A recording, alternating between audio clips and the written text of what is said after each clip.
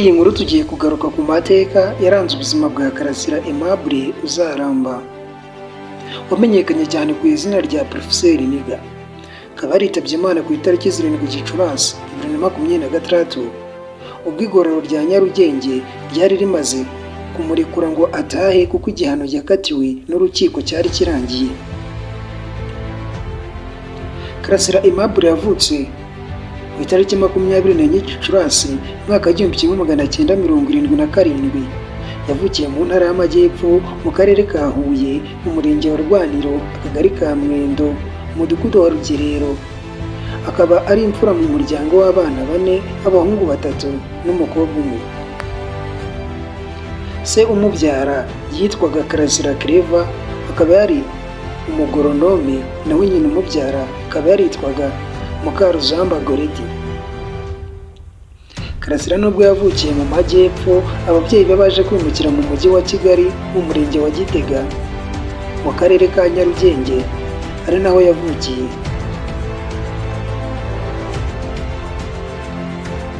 Amashuri abanza yayize kuri EPA, ishuri riri hafi y'ahari Mate y'u Rwanda, naho amashuri yisumbuye yayize muri Seminari ntoya Ndera.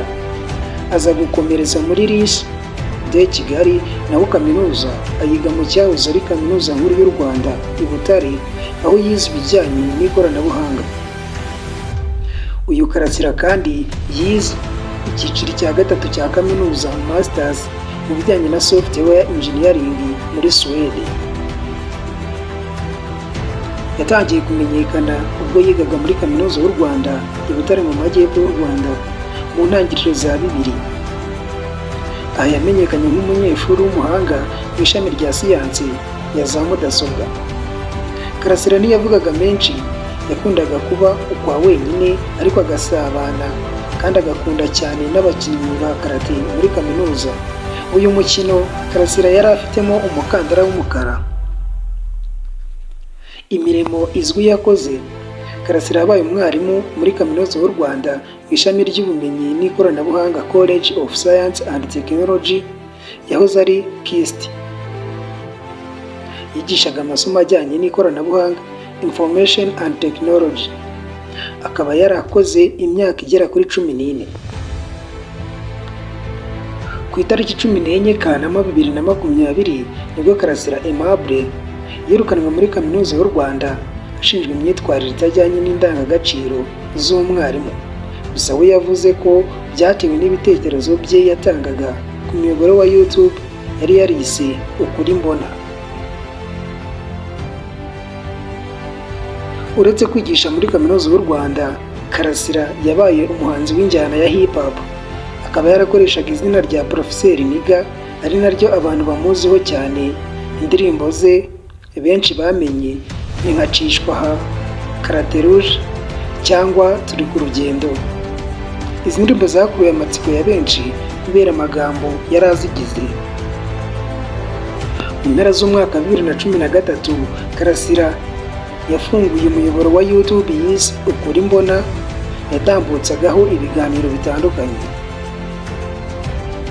Ni iki cyatumye atabwa muri yombi?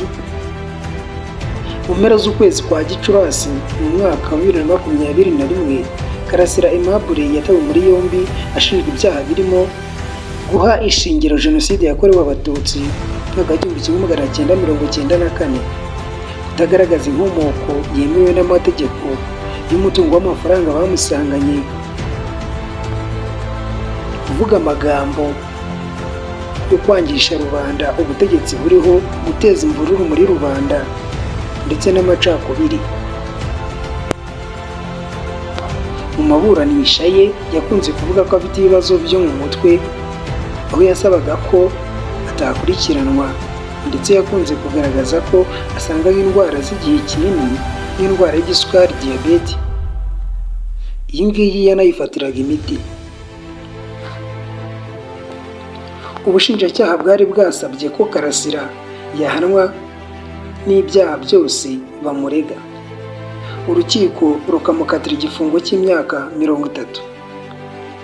Karasira yasabye imbabazi abakomerekejwe n'amagambo yavugiye ku muyoboro wa YouTube mu bihe bitandukanye, avuga ko nta bugambanyi yari afite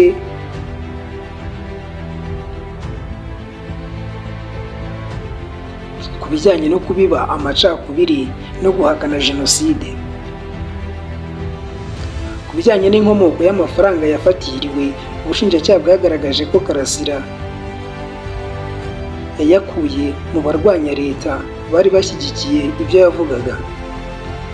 Karasira we yavuze ko yari asanzwe atunze amafaranga menshi arimo imperekeza yahawe na Kaminuza y'u Rwanda yabereye umukozi ndetse n'amafaranga yaherejwe n'abagira neza, kandi ngo nta cyari kuyamutwara kuko akiri ingaragu.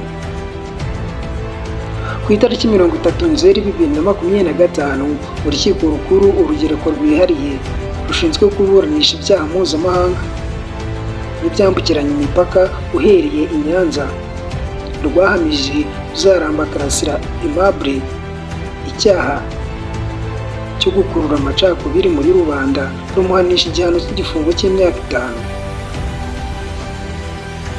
Ubwo Karasira yakatirwaga imyaka 5, yari amaze gufungwamo imyaka igera kuri 4.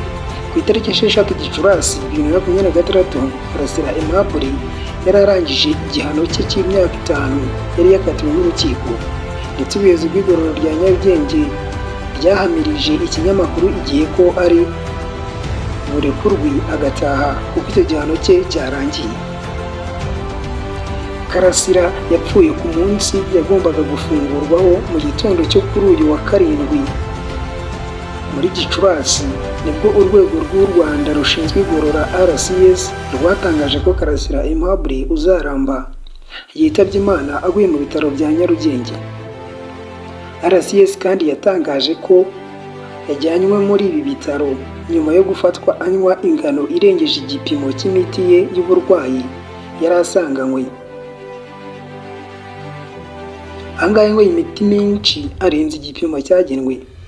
RCS kandi yatangaje ko hategerejwe raporo ya muganga yemeza icyateye urupfu rwa Aimable Karasira. Ngibi ibyaranze ubuzima bwa Aimable Karasira Uzaramba.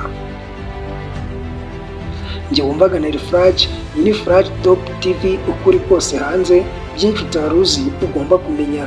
Kanda subscribe niba wacikanywe, ubutaha uzajya ubona amamenyesha y'ikiganiro twashyizeho. Ciao ciao.